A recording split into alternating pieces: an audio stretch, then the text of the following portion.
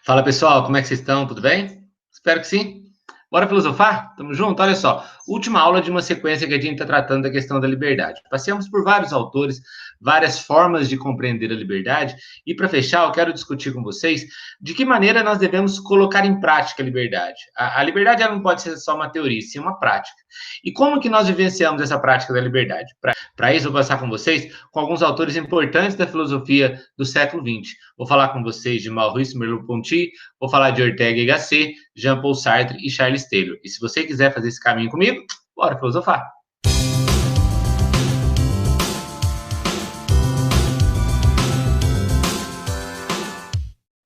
Pessoal, é importante, antes de tudo, que a gente repasse aqueles conceitos de liberdade que a gente trabalhou nas outras aulas.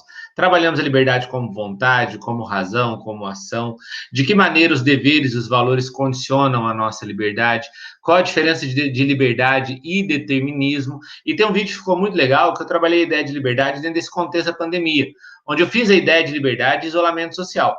Tá? Dentro desses conceitos todos, nós podemos conhecer várias aplicações do conceito de liberdade.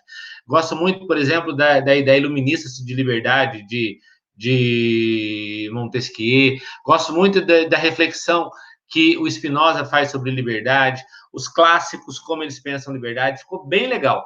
Depois, dá uma repassada nessas aulas, que elas ficaram bem bacanas. Nessa aula de hoje, eu quero passear com vocês em de que maneira nós vivenciamos na prática essa liberdade. Qual é o papel do contexto? Qual é o papel das circunstâncias? Qual é o papel da vida dentro dessa ideária de liberdade? O século XX é um século que refletiu muito a ideia de liberdade, passou por vários conceitos e várias formas de entender esse princípio. Separei 4 autores que pensam século XIX e século XX e que nos ajudam a compreender por que eu não faço tudo o que eu quero, por que liberdade e libertinagem são conceitos diferentes? Qual é o caminho que nós devemos tomar para agir correto? A partir do pensamento do Merleau-Ponty, do Ortega y Gasset, do Sartre e do Charles Taylor, eu quero discutir com vocês e chegar num consenso sobre esse princípio básico que rodeia a nossa vida e que nós tanto buscamos, chamado liberdade. Vamos para a aula? Eu batizei essa aula de liberdade como pensamento e atitude. Por quê? Porque o pensamento ele está no campo teórico. A atitude ela está no campo prático. E a liberdade ela não é só uma teoria e também não é só uma prática. Porque a liberdade pensada só como teoria, ela beira a alienação. A liberdade pensada só como prática, ela beira a libertinagem. Então a liberdade ela tem que ser uma justa medida, um equilíbrio entre esses dois princípios, teórico e prático. Eu não posso simplesmente chegar e falar, olha, eu vou fazer o que eu quiser sem pensar nas consequências. Porque isso, de alguma maneira, vai ferir o contexto que eu estou inserido.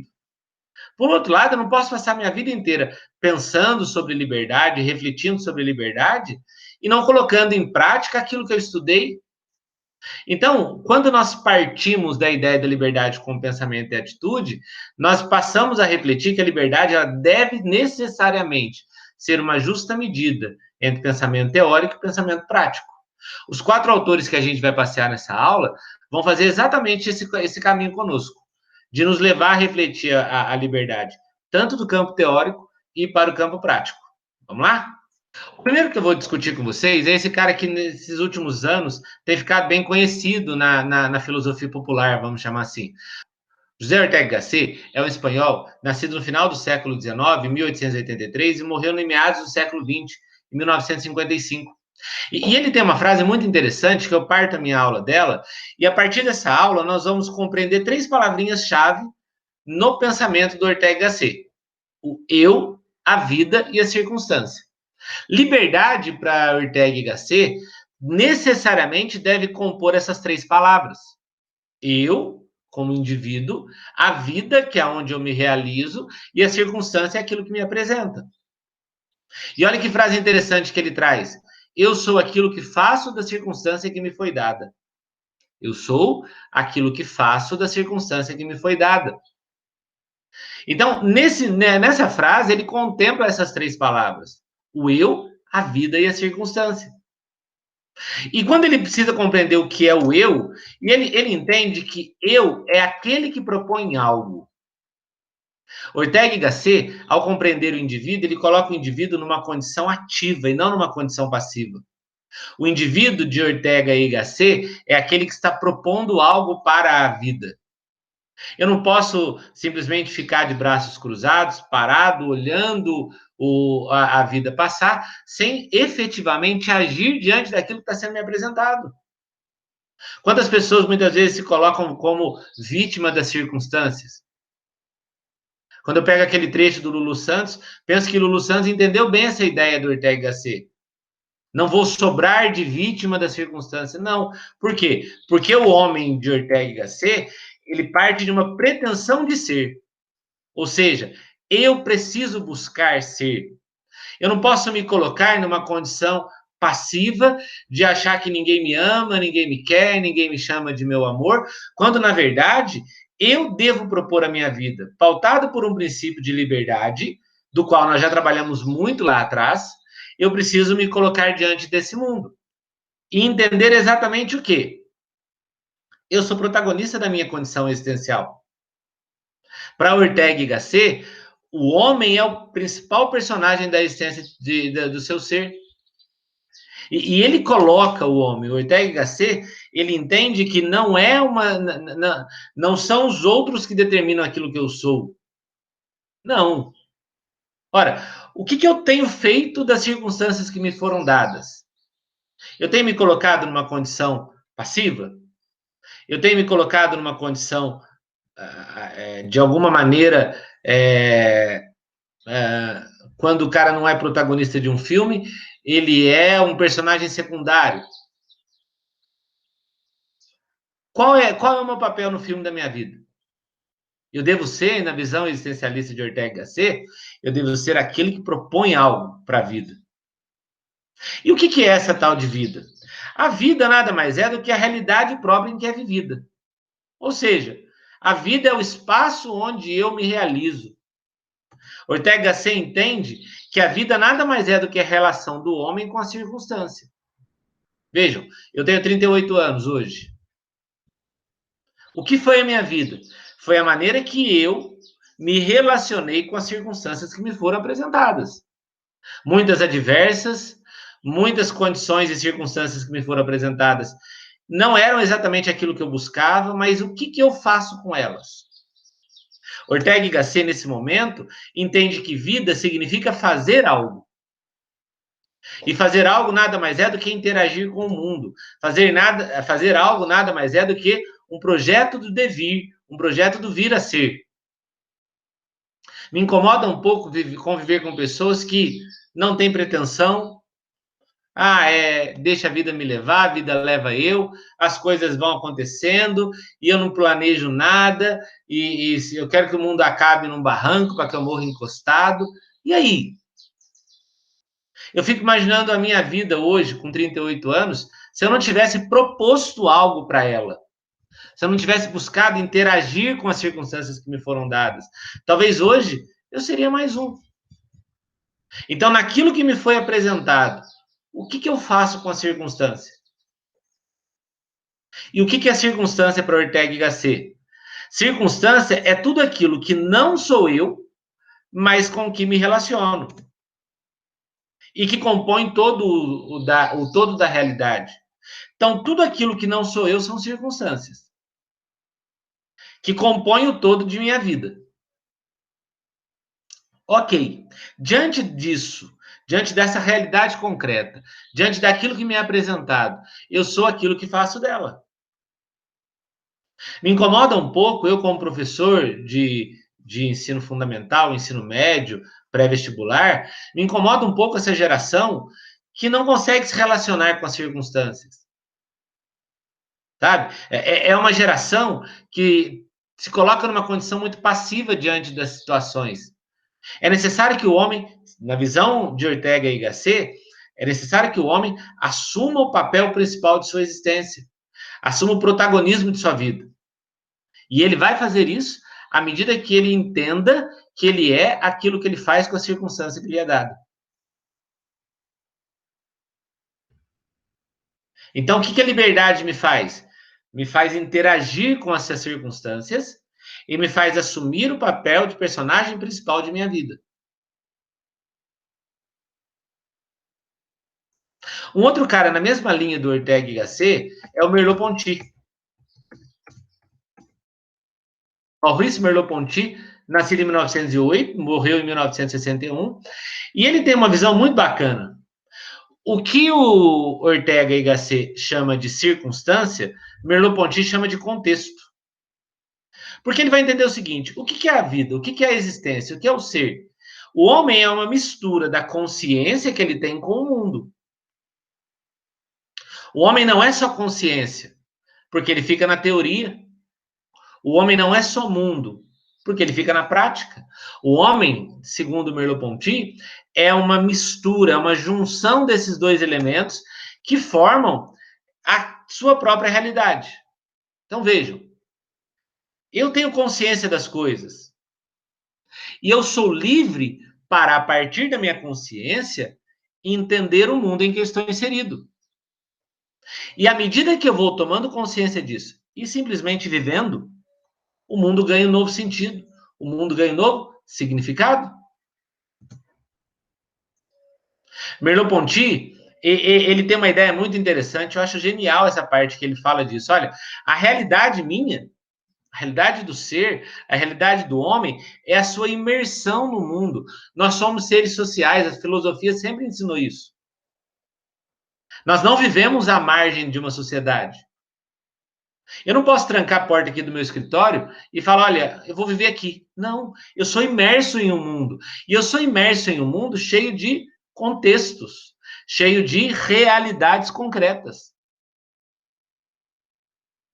Me preocupa muito essa nova linha que a humanidade tem assumido para si, de uma autoajuda, sabe? De uma realidade muito imaterial, onde o homem, por meio de certas literaturas, ele busca estou tentando encontrar a palavra certa, ele busca um analgésico para suas dores, né? O homem não quer enfrentar a sua realidade, sabe? A humanidade tem se prendido em uma inércia profunda, onde o homem não quer inserir a sua realidade no mundo. Ele não quer estar inserido no mundo, não. Ele simplesmente quer viver uma vida sem dor, sem dificuldade, sem sofrimento, quando, na verdade, a dor, a dificuldade e o sofrimento são partes do mundo. E eu preciso tomar consciência disso e entrar, de fato, no mundo. Eu preciso entender que o homem ele é composto por algo material que é o corpo e algo imaterial que é a consciência. E é o equilíbrio dos dois que vai me permitir vivenciar nesse mundo.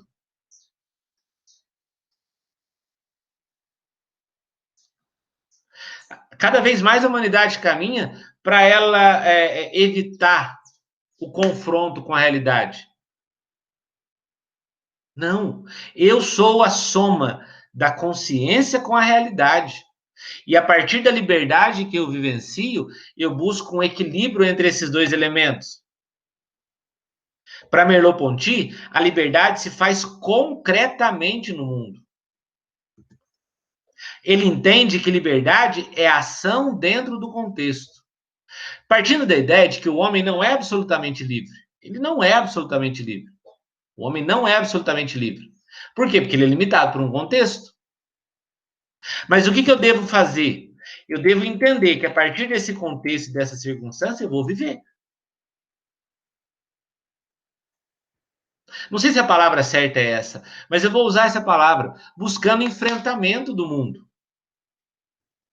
A partir do momento em que eu me descubro livre, eu tenho que enfrentar o contexto para que eu possa viver a minha vida. Um terceiro, já tratado em outras aulas sobre, mas a gente não pode deixar de falar dele nessa mesma linha de liberdade como ação e prática, é o Sartre. Também francês, nascido em 1905, morto em 1980. Ele parte de uma ideia que é fundamental nesse momento da aula. Sartre entende que o homem está condenado a ser livre. Gente, o que é uma condenação? Condenação é algo que eu não consigo me livrar dela, ela simplesmente é. Ela simplesmente faz parte da minha realidade. Uma vez que eu entendo que eu estou condenado a ser livre, eu percebo que a liberdade é uma condição existencial. Quando eu me livro dela, quando eu me desfaço dela, eu me coloco no inferno na visão sartreana. Mas como que eu vou buscar aquele equilíbrio entre teoria e prática? Pensamento e atitude. Sartre entende que existem 4 elementos que devem acompanhar a minha liberdade. Entendam comigo que eu só vou ser realmente livre em pensamento e atitude, encontrando esse equilíbrio, quando eu chegar na 4ª parte desse processo. As 3 primeiras, elas me dão uma falsa compreensão de liberdade. Então, toda ação prática, livre de minha vontade, ela deve estar no quarto aspecto dessa aula. Entendam. Primeiro elemento que acompanha a liberdade, Sartre chama de angústia. A angústia é aquela condição que vem da consciência de liberdade. Eu me descubro livre, e no momento em que eu me descubro livre, eu me descubro repleto de possibilidades de agir, repleto de possibilidades de escolhas. Aquele grupo de pagode, só para contrariar, tem uma música chamada Essa Tal Liberdade, que é pontual nessa parte de Sartre. Porque conta a história de um cara que não sabia o que fazer com essa tal liberdade. Então o cara buscou e de repente ele se vê numa angústia. O que é que eu vou fazer com essa tal liberdade? A angústia é quando eu tenho tantas possibilidades de escolha que geralmente eu acabo escolhendo aquilo que é o mais fácil ou aquilo que é o mais prazeroso. Mas a escolha pelo mais fácil ou mais prazeroso nem sempre é a escolha mais adequada. A angústia ela não exige de mim um esforço pessoal, uma atitude de entender qual é a melhor possibilidade de escolha. Eu não sei o que fazer com essa liberdade. O cara se viu livre porque ele tinha tantas possibilidades de encontrar uma amada que acabou abandonando aquela que era realmente a pessoa da vida dele. Depois que eu passo pela angústia, eu chego no desamparo. O desamparo é no momento em que a liberdade se encontra sozinha para decidir. Eu já passei pela angústia. Tendo a música do Só para Contrariar como referência, o cara fala, olha, eu andei errado, eu pisei na bola, troquei quem mais amava por uma ilusão. Então, nesse momento, ele está na angústia. Mas a gente aprende, a vida é uma escola. Eu troco a liberdade pelo teu perdão, ou seja, agora ele perdeu todos os critérios, agora ele só quer ela, só quer a pessoa amada. Nesse momento, você não tem mais o fácil, o prazeroso, não. Nesse momento, você só tem uma possibilidade e você se agarra nela. Nem sempre o desamparo é o melhor conselheiro. Porque quando a gente está na fase do desamparo, a gente tende a escolher pela única opção que a gente tem. A gente não se esforça. A gente não se esforça. Só tem ele, só tem ela, só tem isso, só tem aquilo. Vou me agarrar nele, vou me agarrar naquela. Precisamos superar o desamparo. E precisamos atingir, depois do desamparo, a gente acaba atingindo o desespero. O desespero que é a incerteza acerca das escolhas. Será que eu fiz a escolha certa? Pensem no personagem principal da música de Só para Contrariar. O que é que eu vou fazer com essa tal liberdade? Para onde quer que eu olhe, eu lembro de você. Eu andei errado. Tem uma segunda parte que fala assim: eu andei errado, eu pisei na bola, achei que era melhor cantar outra canção, mas a gente aprende, a vida é uma escola. Eu troco a liberdade pelo teu perdão. Eu perdi o controle das circunstâncias. Aquilo que eu achei que era liberdade, na verdade, era só uma atitude prática, sem partir da teoria. Eu não tive o equilíbrio dos dois. Fiz merda. Então eu preciso superar essa condição. E aí eu chego na 4ª fase, que Sartre chama de situação. Situação é quando eu me encontro maduro, pronto para escolher. preparado para decidir. A situação, eu me olho no espelho e falo, olha, é isso. É a hora de tomar uma decisão. Encontrei o ponto de equilíbrio entre teoria e prática, entre pensamento e atitude. E é interessante que Sartre fala, olha, o ser, ele não vai estar em todas as circunstâncias de sua vida numa situação. Por exemplo, eu, Giovanni, eu tenho circunstâncias em minha vida. Algumas delas, talvez eu esteja na angústia, outras talvez eu esteja no desespero, outras eu esteja na situação. É importante eu entender a minha existência e a liberdade que eu possuo, e a partir dela agir. E o último desses que está discutindo com a gente liberdade com pensamento e atitude é o Charles Taylor, um canadense de 1931, que está vivo até hoje, tá? E que ele entende a ideia de que a tomada de decisão parte do lugar social onde o indivíduo se encontra. O Charles Taylor ele vai distanciar um pouco da corrente francesa do Merleau-Ponty, do Sartre, da ideia do Ortega Gasset, mas ao mesmo tempo ele se aproxima de Sartre num outro aspecto. O Charles Taylor ele entende que o meio vai, de alguma maneira, ser um fator determinante para as minhas escolhas. E quando ele fala de meio, ele está falando de família, ele está falando de sociedade. Ele tem uma ideia que ele chama de conjunto de horizontes. A minha vida é composta por vários horizontes. No meu caso, por exemplo, minha família primeira, que é a minha esposa, a minha família secundária, que são os meus pais, sogros, sogros, papapá. Eu tenho outros horizontes, que é meu horizonte profissional, as escolas que eu trabalho, meu horizonte religioso. E todos esses horizontes formam meu lugar social. E as decisões que eu tomo de forma livre, elas são muito influenciadas por esse lugar social. Por quê? Porque esses horizontes, eles definem meus valores, eles definem meus saberes, eles definem meu modo de proceder, eles definem vários aspectos de minha vida. Então, ok, eu sou livre, eu sou protagonista da minha existência, porém, eu não posso desconsiderar o lugar social em que eu estou inserido. Porque ele vai determinar meu modo de proceder.